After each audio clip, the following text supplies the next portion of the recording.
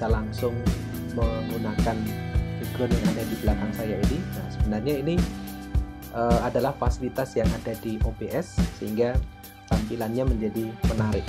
Dan misalkan sahabat kreatif melihat YouTuber gitu ya yang menggunakan fasilitas OBS untuk mereka bermain game gitu, sehingga tampak bahwa dia berada di depan layar yang begitu menarik begitu, sehingga dia bisa menunjukkan layar yang ada di sini permainan game mereka. Dan kita bisa menggunakan fasilitas OBS ini untuk mengembangkan media kita. Nah, sekarang kita perhatikan di sini ya.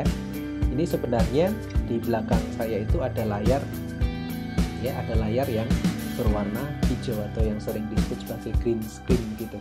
Sehingga saya bisa tampak polos seperti ini, tidak ada sesuatu yang ada di belakang saya, padahal itu ada. Inilah salah satu kelebihan OBS, bisa membuat tampilan seperti ini. Nah, kalau kita lihat di sini ya. Ini kalau saya tunjukkan yang sebenarnya, di belakang saya ini ada satu layar hijau. Nah, seperti ini sahabat kreatif, sebenarnya ada background warna hijau yang dijadikan sebagai layar saya atau background saya di belakang. Nah, ini karena saya memiliki warna hijau sehingga saya pilih green begitu. Kalau teman-teman memiliki blue ya tinggal dipilih sesuai dengan warna layar yang ada di belakang teman-teman atau juga tembok ya, harapannya yang polos begitu ya, sehingga nanti bisa digunakan dan bisa disetting seperti ini.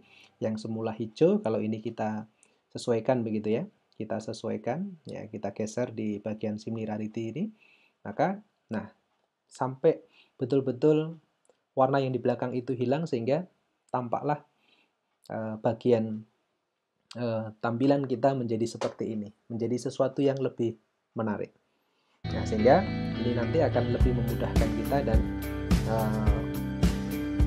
media yang kita gunakan menjadi sesuatu yang lebih bisa dinikmati begitu, bukan sekedar materi yang disajikan, tetapi merupakan media yang boleh untuk dilihat dan menarik. Bagaimana caranya? Kita lihat sahabat kreatif. Ya, di sini di bagian sources-nya ini ada beberapa fasilitas yang bisa kita gunakan. Lah, bagian yang saya gunakan untuk menampilkan video saya ini namanya video capture device begitu ya. Jadi nanti pada saat teman-teman atau sahabat kreatif mau membuat itu, silahkan nanti ini di bagian tanda plus ini, artinya kita bisa meng-add atau menambahkan capture device begitu ya. Oke, seperti ini. Nah, misalkan ini saya kasih nama yang kedua begitu ya. Oke, tinggal di oke saja. Kalau misalkan mau diberi warna kamera 1, kamera 2 juga tidak masalah. Ini sementara saya tidak akan mengubah, hanya memberikan satu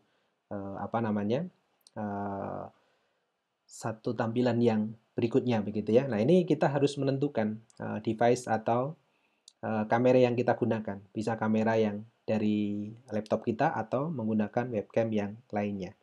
Nah, ini ukurannya juga kita bisa setting sahabat kreatif. Ini saya biasanya tetap menggunakan ukuran tambahannya. Nah, nanti akan seperti ini sahabat kreatif ya, akan muncul seperti ini dan kita bisa mengubah ukurannya.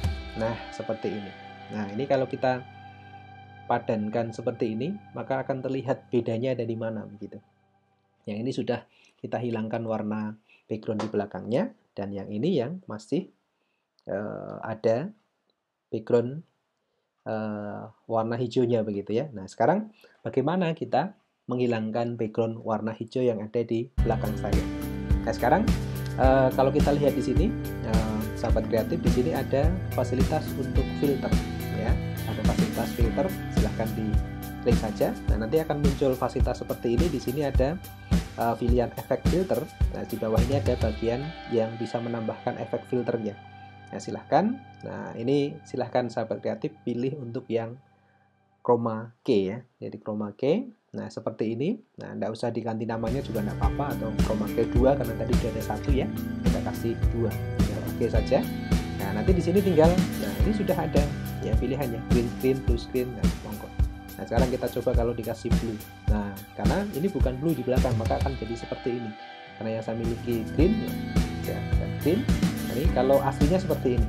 Nah, ini tinggal similarity-nya kita tambahkan. Nah, ini juga jangan sampai nanti kelewatan ya, jadi hilang nanti wajah kita. Jadi sahabat kreatif bisa memperkirakan bagian yang terbaik gitu ya. Bagian yang terbaik sudah tidak ada sesuatu yang di samping kanan kiri saya ini.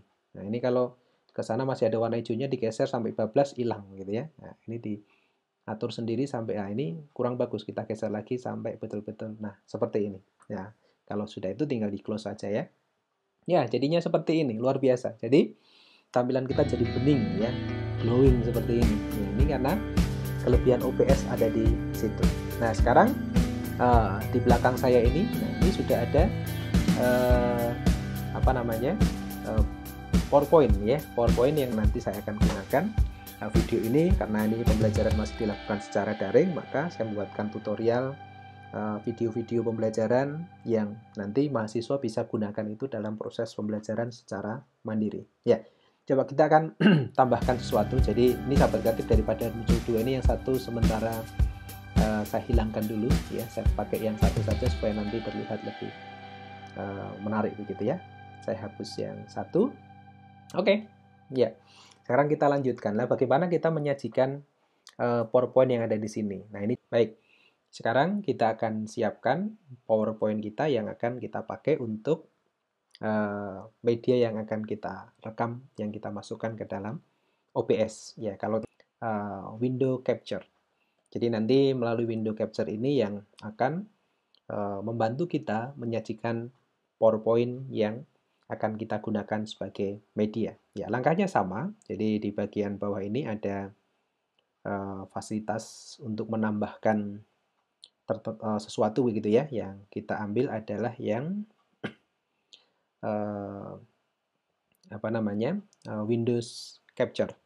Nah, kita pilih Windows Capture, maka nanti akan muncul seperti ini ya. Sahabat kreatif, setelah kita pilih akan muncul seperti ini. Nanti nama bisa kita ganti begitu ya, dengan rename misalkan ini PowerPoint misalkan. Ya, PowerPoint. Nah, silahkan.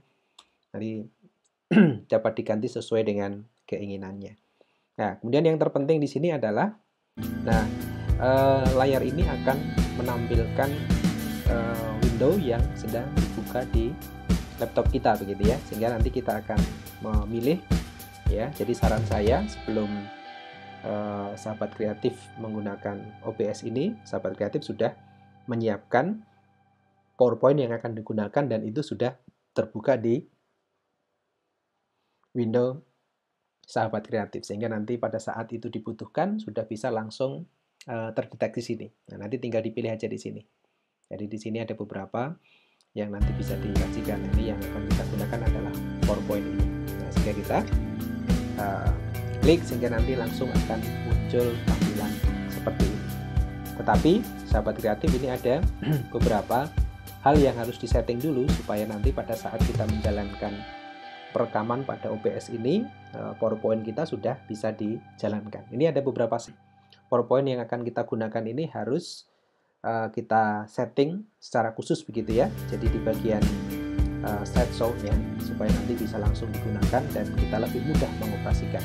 Dan kita pilih yang bagian slideshow, kemudian kita pilih yang setup slideshow-nya begitu ya. Kita pilih ini. Nah, di sini akan ada show type-nya begitu ya. Jadi kita pilih bagian yang kedua ini ya, process by an individual window begitu ya, sehingga nanti kita bisa menggunakan itu dan menyeting itu sesuai dengan keinginan kita. Nah, setelah itu kita klik OK begitu.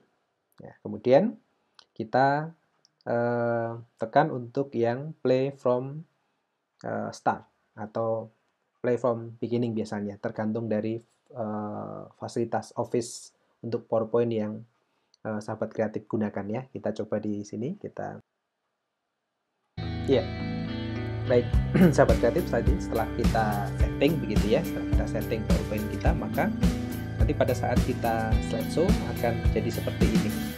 Sehingga kita sudah bisa mengoperasikan PowerPoint kita sesuai dengan keinginan kita begitu sahabat kreatif. Jadi silahkan nanti bisa diatur sendiri PowerPoint-nya begitu ya, sehingga nanti akan nampak seperti ini. Nah, nanti kita sudah bisa langsung menggunakan PowerPoint kita ini untuk mengajar gitu ya. Nah, ini misalkan saya sudah menggunakan ini dan saya akan memulai merekamnya begitu ya, dan saya akan mencoba untuk menjelaskan dan nah di sana sudah nampak begitu ya, sudah nampak bagaimana tampilan dari PowerPoint kita begitu ya. Jadi nanti akan terlihat seperti ini sehingga nanti sahabat kreatif sudah bisa langsung melakukan perekaman menggunakan OBS gitu ya. OBS kok OBS ya, menggunakan OBS ya. Kalau sudah siap seperti ini, kita tinggal tekan tombol start recording, maka media kita sudah mulai bisa direkam. Nah, seperti ini nanti sahabat kreatif, dan kita sudah bisa menyajikan ini. Dan nanti untuk PowerPoint-nya saran saya bisa ditampilkan seperti ini ya, sehingga kita bisa melihat proses dan kita bisa mengoperasikan menuju slide yang satu ke slide yang berikutnya begitu ya, sehingga ini akan langsung bisa kita operasikan begitu ya.